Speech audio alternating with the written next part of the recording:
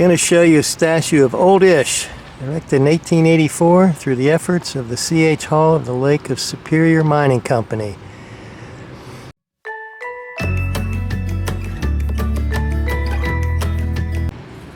Well, when you're in Ishpeing, you got to go see Old Ish.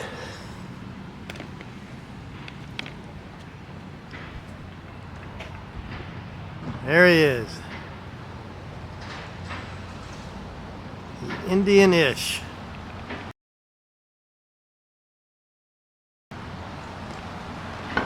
Swedes on the Iron Range. From the late 1860s to the early 1870s, there was a critical need for experienced underground miners. As large numbers of the Irish labor force in the area had departed for jobs opening in pit mines in Colorado, the Cleveland Mining Company went to Sweden for replacements.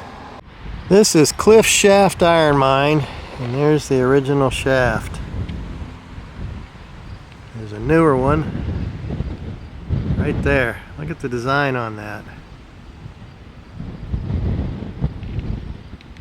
The first A and B shafts were sunk in 1867. Lift cages were suspended from timber head frames. The cages were raised and lowered to underground workings by steam-powered hoist using wire rope and sheave wheels. In 1919, the original timber head frames were enclosed by concrete obelisks. There's a big bucket loader for you.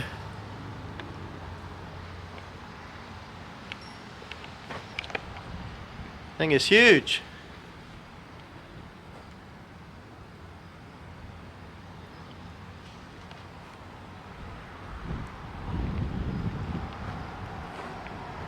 Look at that. It's big.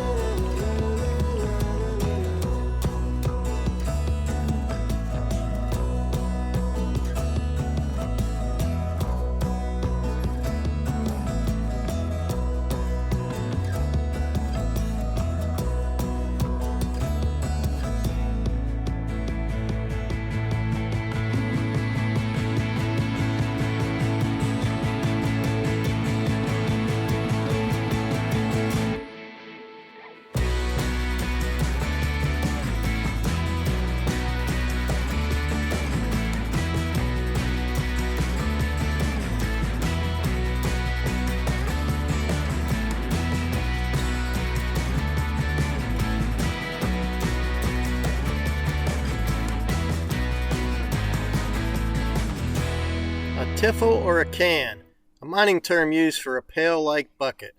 A wire rope was attached to the bell handle to pull the tiffle to a dump point. The lip locks on the dump point and the tiffle hinges over. Banded iron formation. This is a piece of banded iron formation. It is alternating layers of a secular hemanite and jasper, which came from the Republic Mine in Republic, Michigan. It is found throughout the Marquette Range iron formation. Well, I'm not a snow skier. College I did a little bit of it. I even took a week's learning lessons from the Jean-Claude Keeley Ski School in Appalachian Mountain, North Carolina. But I haven't really skied much, probably 10 years past that. So it's probably been 35 years since I've gone snow skiing. However, I found the U.S. National Ski Hall of Fame and Museum, although I think it's closed. Let's go find out. Closed.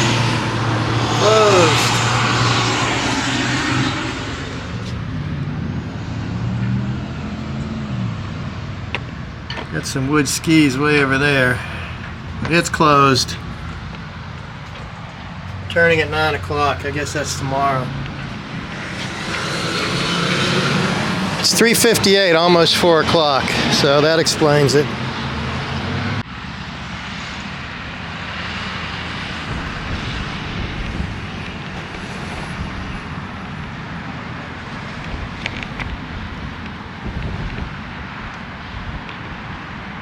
Look at that. The sport of skiing was introduced to America in the 19th century by the Scandinavian immigrants.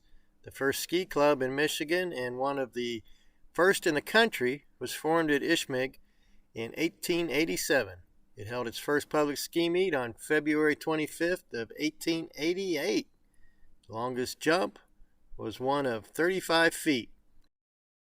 They're raffling off a 6-foot barrel sauna on a trailer. How about that?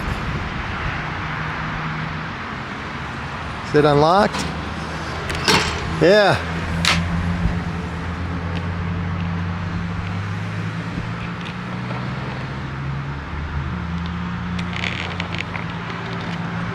Interesting. There's the big snow skier.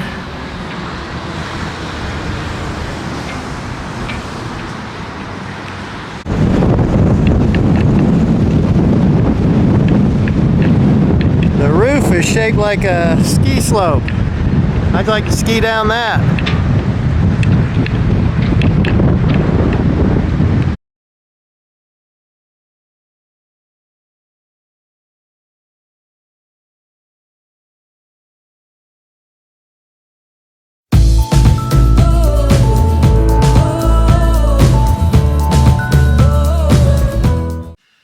Oh, these attorneys, they just crack Rose up. She's still on the jury case, and the attorney is still questioning the coroner.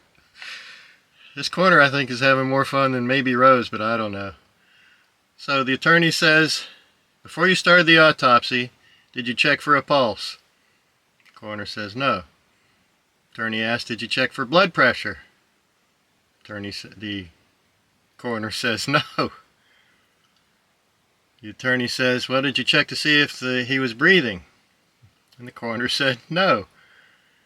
So then the attorney said, so it's possible he could have been alive before you started the autopsy? And the coroner answered no. And the attorney looked down and said, why not? The coroner said, because I had his brain in a jar on my desk. And so the attorney, not wanting to give up, said, well, nevertheless, there's still the possibility that he could have been alive. And the coroner said, yeah, I suppose so.